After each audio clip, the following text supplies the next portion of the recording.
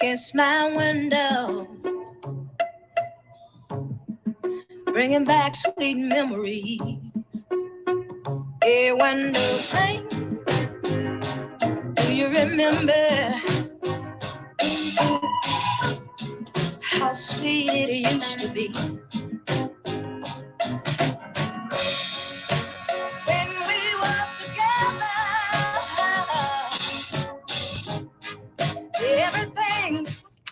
Hello, everyone, and welcome to another episode of Environmental Justice Now.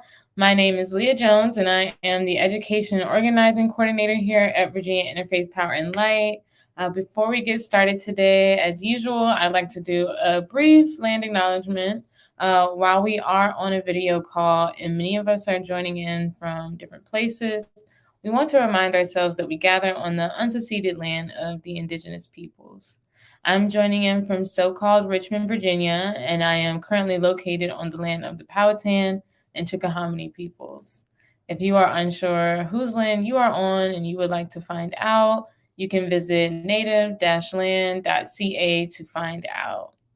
All right. Thank you all so much for joining us again for another episode this week. We are returning again now, back in full effect with our updates for this week's or for this year's General Assembly session. We are back with our weekly updates. We're winding down to the end now. As we begin to see that, we're going to start to wrap things up and give you all an overview of what we've seen really happen thus far throughout the session. What bills we supported, what happened, where they died or where they passed, the bills that we opposed as well.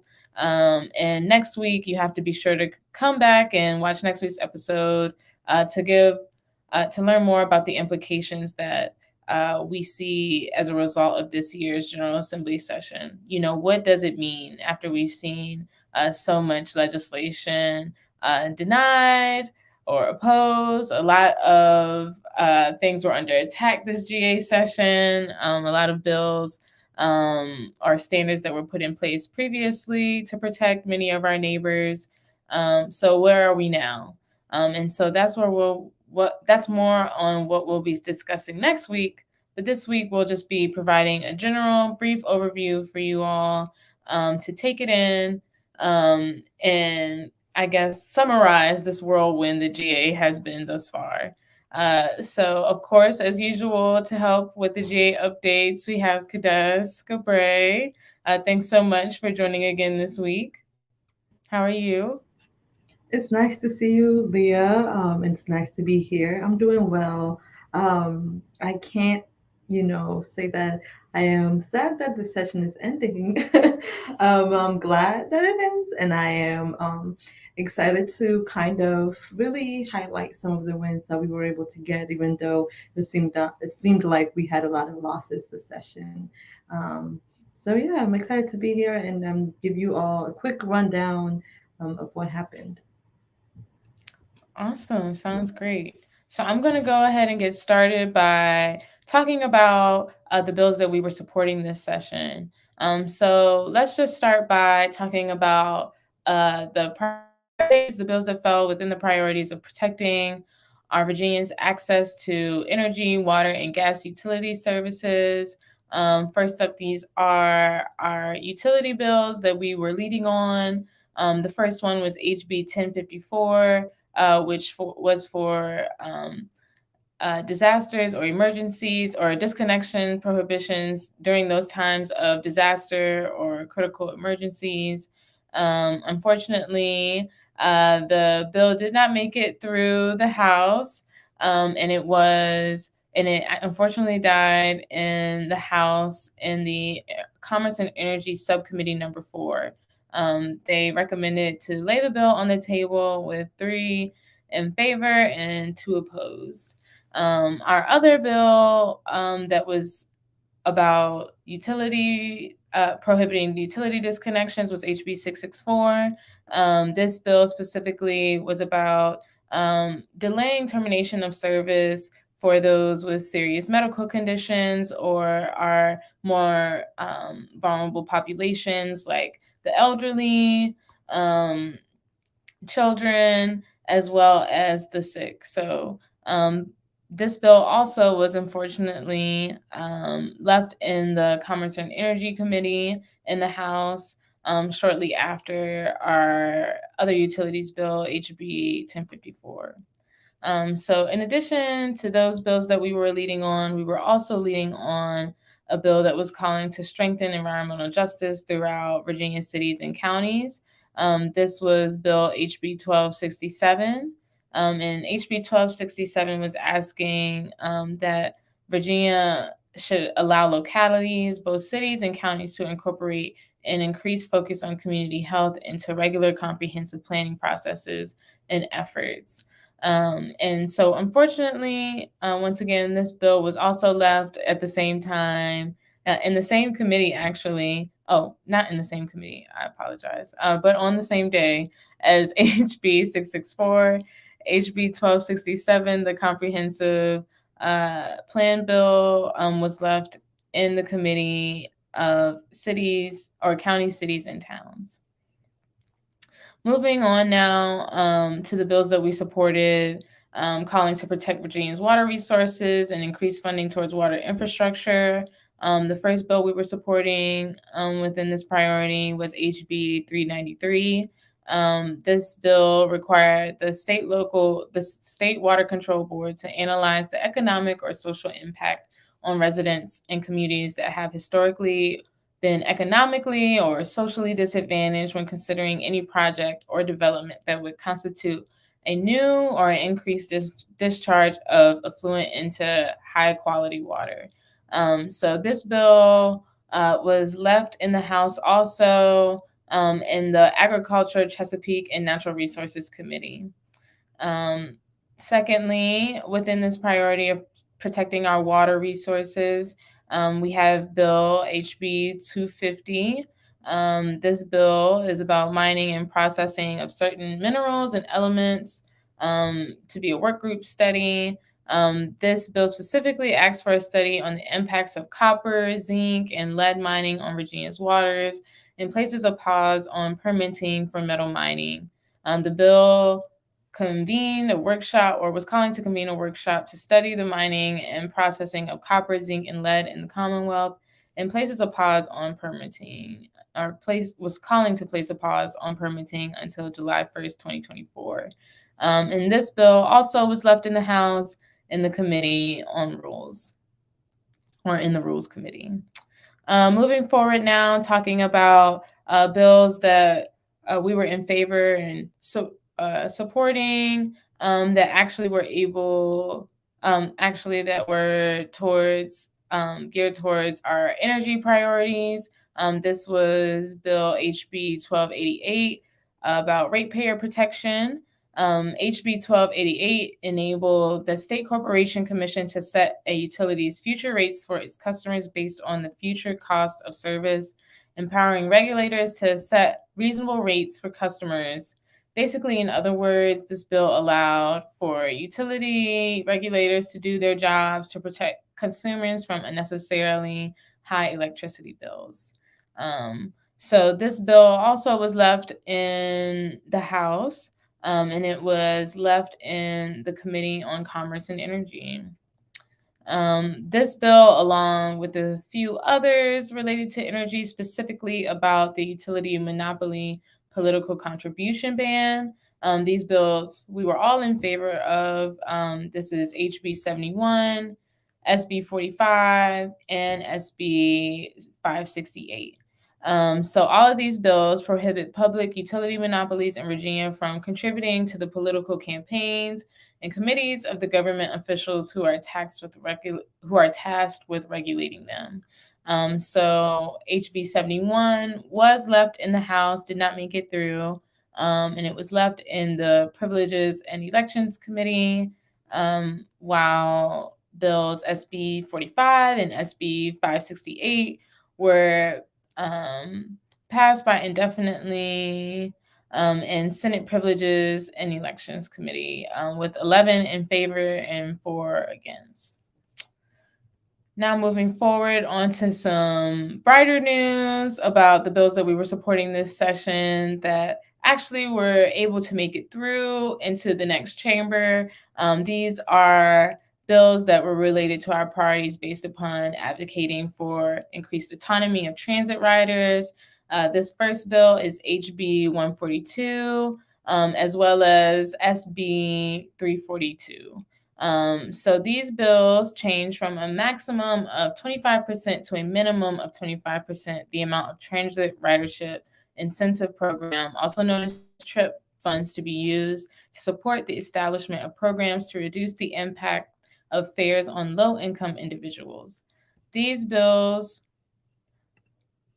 these bills require at least 25% of TRIP funds to be used to support regional transit initiatives and provide that the Commonwealth Transportation Board has the discretion to allocate the remaining funds available as authorized by law and based on the program and initiatives submitted during the application process. So, like I mentioned earlier, both of these bills did make it through their respective committees. HB 142 was voted on, and the governor's action deadline to give his final sign off is on April 11th of this year. So we should be seeing that come into play. Along with SB 342, this bill also made it through and was signed by the president of the committee in the Senate. So we're ending on a good note there on the bills that we're supporting. Great things happening in the world of advocating for transit riders this GA session. I think now we can move on to the bills that we were opposing this session and what those looked like as far as what made it through and what didn't this GA. So please, Kadesh, share with us. Thanks, Leah, and thanks for giving us the breakdown of what happened in terms of the great bills that we hope to see pass this session. And although we are happy that our transit bills are did great, and then they're just waiting to be signed basically by the governor. However, we are a little disappointed by the fact that all of these other great, wonderful bills kind of failed this session. But we are grateful for all of the coalition partners and for a lot of folks in different environmental organizations that work tirelessly on these bills. And the same goes for a lot of our opposition bills. We had to really gear up in terms of defense this year, and we have seen a lot of bills that had threatened our progress towards energy justice and environmental justice in general. And the first couple of bills that I'm sharing deal with reducing energy bills for Virginia families. Although that's how we kind of group them, these bills did the opposite. So we were opposing these two bills that basically would have increased energy bills for a lot of Virginia families. The first bill being HB 73. This bill basically limited the power of the SEC and it amended certain provisions related to the Pollution Control Board's regulation of carbon dioxide emissions. And also took away certain provisions that required the State Corporation Commission to wait until a report was received by the General Assembly prior to issuing a certificate of public convenience and necessity for any investor-owned utility. This basically means that it took away the fact that before any polluting industry is able to get permits or to operate and own or construct any electric facility, they would have to offer the why this electric facility, this polluting facility is needed to the General Assembly. However, this bill would have taken that provision out. So we're glad to see that it has died in the Commerce and Labor Committee in the Senate. And then another bill, HB 118, basically also limited a lot of the energy regulations, whether by the State Corporation Commission, as well as the State Air Pollution Control Board, to promote carbon reduction and pollution regulations. So basically took away the ability of the State Air Pollution Control Board to adopt regulations to reduce carbon dioxide emissions, as well as it had laws prohibiting the State Corporation Commission from approving any new utility owned. Basically, it would have allowed the State Corporation Commission to accept any utility owned generation facilities that emit carbon dioxide. So we opposed this bill because both of these things would have caused a lot of a spike in our energy bills, especially for low income folks, which, you know, that have already experienced energy burden in terms of high energy bills, as well as really loosen the authority of our a lot of our state uh, regulations that really put us in the vision of reaching our carbon goals by 2050. And then moving forward, we have a lot of bills that we had under the umbrella of defending and protecting our progress. Because we recognize that Virginia is a climate justice leader in the Southeast region for adopting many environmental justice laws and climate change mitigation in our legislature in the past few years. As people of faith and consciousness, we were urged to, with the need to protect the progress that we have made together in recent years. And so this meant saying opposing to a lot of environmental justice um, citizen boards attacks, as well as attacks on RGGI and the Clean Energy and Community Flood Preparedness, as well as attacks on the Virginia Clean Economy Act, which have made great progress in terms of achieving energy justice here in the Commonwealth. And the first bill that we were able to oppose was HB 81, and that bill was able to kind of technically die, but still be incorporated into another bill that kind of did the same thing, which was SB 657. This bill basically transferred the authority of the Air Pollution Control Board and the State Water Control Board to the EQ. So the permitting decisions will be done by the EQ, while the boards are still there, but they'll be anointed by the governor, as well as split between the different chambers of the General Assembly. And this bill was signed by the Senate President recently, this past week. So it's just waiting to be signed into law by the governor, and we are really saddened to see that this bill, as well as the other environmental citizen board bills, pass this session, because it really did weaken and transfer the authority of our citizen boards, which play a big role in hearing from impacted communities and really emphasizing the environmental justice concerns of the communities that will be impacted.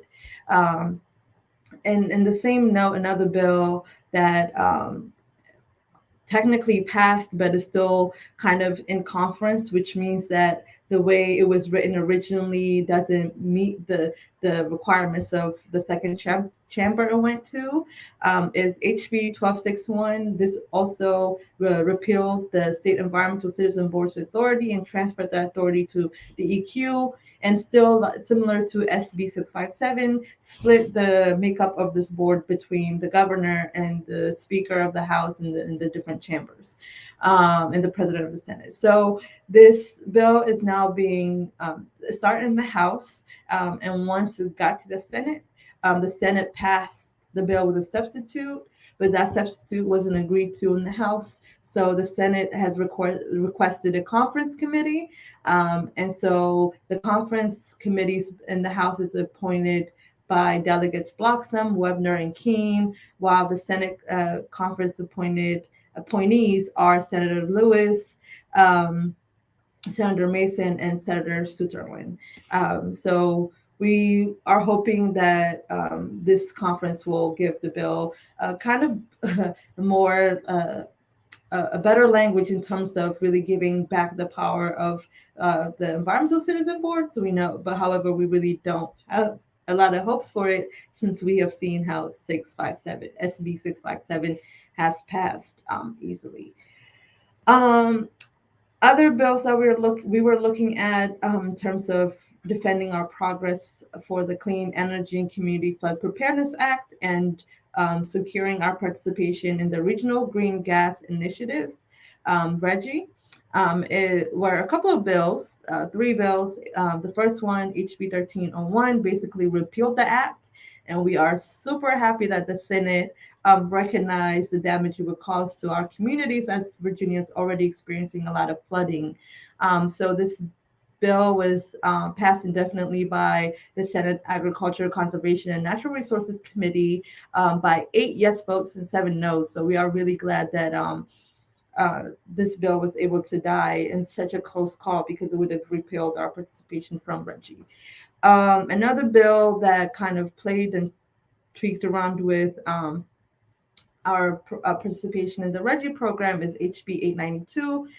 This bill altered the RGGI program compliance costs for entities with pre-existing contracts, which basically meant that it would have allowed any industry that had contracts with Virginia, any polluting industry that has contracts with Virginia before RGGI uh, in 2020 can basically still pollute. And that is almost, if not all of the polluting industries. So kind of was like a leeway to allow industries to continue polluting and not really comply to RGGI. So we were really glad that it was also passed indefinitely in finance and appropriations in the Senate last week. Another bill that kind of played around with our participation in RGGI was HB 5. Basically, we were adamantly against this bill because it was a very inappropriate and really very almost like unneeded way of relocating the funds from the Community Flood Preparedness Act to really set up another relief fund for private entities that are already covered under RGGI. So it was really inappropriate in that way that this fund was set up for communities of color and frontline communities to really be able to take advantage of the money that comes from RGGI to really be prepared in case of floods happening in Virginia. And this bill would have taken that money away from a lot of families that would have needed it.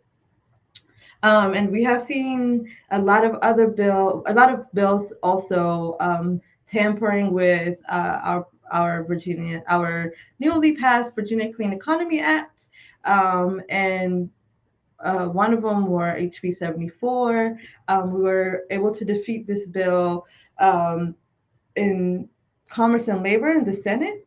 And we were glad that we were able to defeat this bill because it would have limited the power of the State Corporation Commission and by directing it to establish a very established EITE customer exemption program so that they would not be charged under certain provisions of the Virginia Clean Economy Act. So similar to what HB 118 did in terms of RGGI, HB 74 basically also created a industry exemption for a lot of polluting industries to still not comply with the Clean Economy Act and continue to pollute without being checked.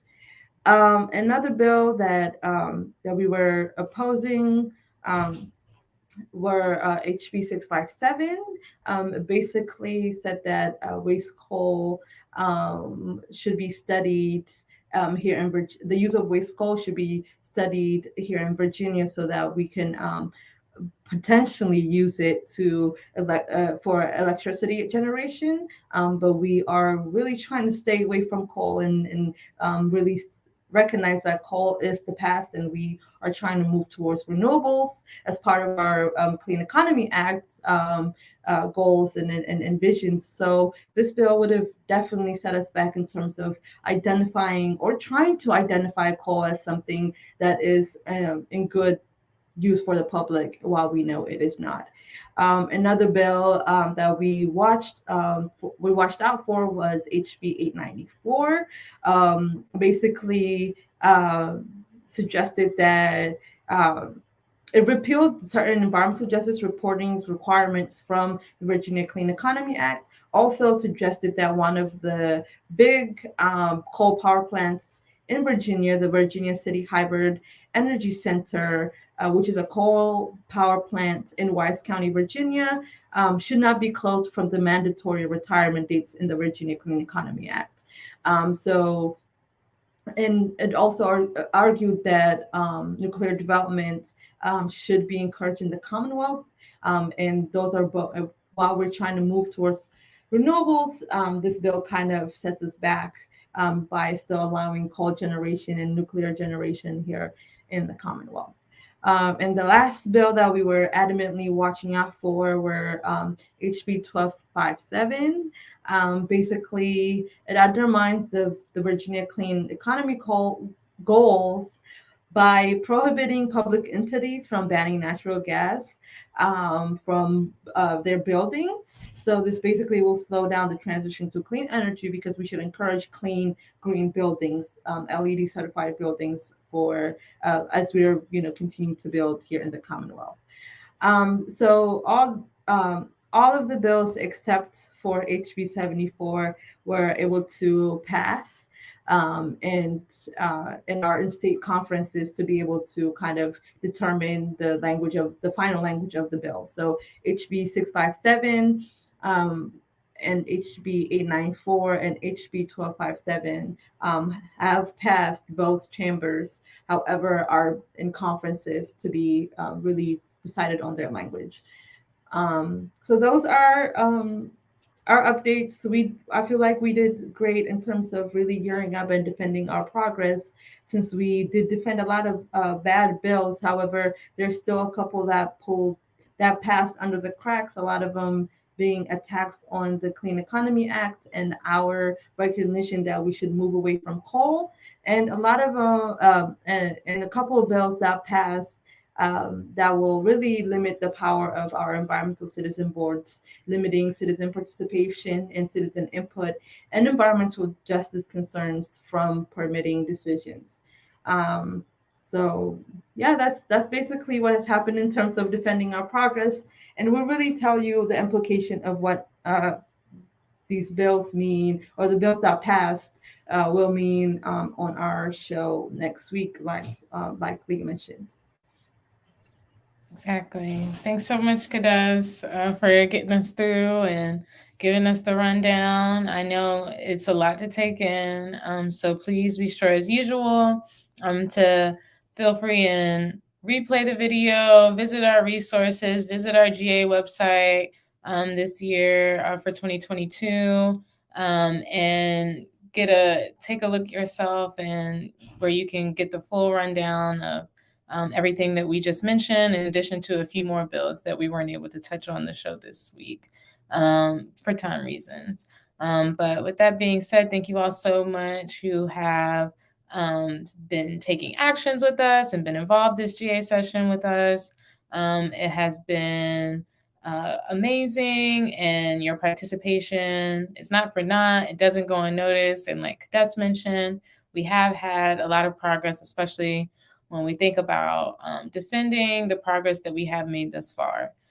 So definitely keeping that in mind. We want to continue to stay alert, especially even though we are winding down now to the GA, and taking what we learned throughout the session and applying it throughout the rest of the year as well, right? In hopes to get ready for next. So in addition to all that good stuff about GA, I want to be sure you all are abreast of everything else that we have on the horizon, everything that VAIPL has upcoming. We have quite a few events on the calendar that we hope you all will be able to join us and attend. The first that I would like to share is our weekly discussions on a bigger picture. VIPL is hosting a weekly discussion on the book A Bigger Picture, My Fight to Bring a New African Voice to the Climate Crisis, written by Ugandan environmental justice advocate Vanessa Nakate. We began on March 3rd, and we are meeting every Thursday of the month in March in honor of Women's History Month. And we will be reflecting on the unseen inequalities within the climate justice movement and how one girl, this one woman, Vanessa Nakate, awakened the voice she needed to speak up for herself, her community, and for our world. So we encourage you to purchase the book and come join us in discussion, even if you aren't able to read the book at all. So please be on the lookout for that on Thursdays. In addition to that, we also have an upcoming film screening, looking towards that in the month of April in celebrating Earth Month. We will be screening the film Youth v. Gov, which is an inspiring documentary on how 21 young Americans are suing the US government. Yes, they are, because we are in a crisis. Um, and during the documentary, we will be able to watch these young speak out on why the climate crisis violates their unalienable rights to a livable future, right?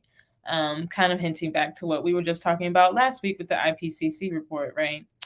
So after that film, we will be engaging in discussion and question and answer. So please be sure to join us if you are able.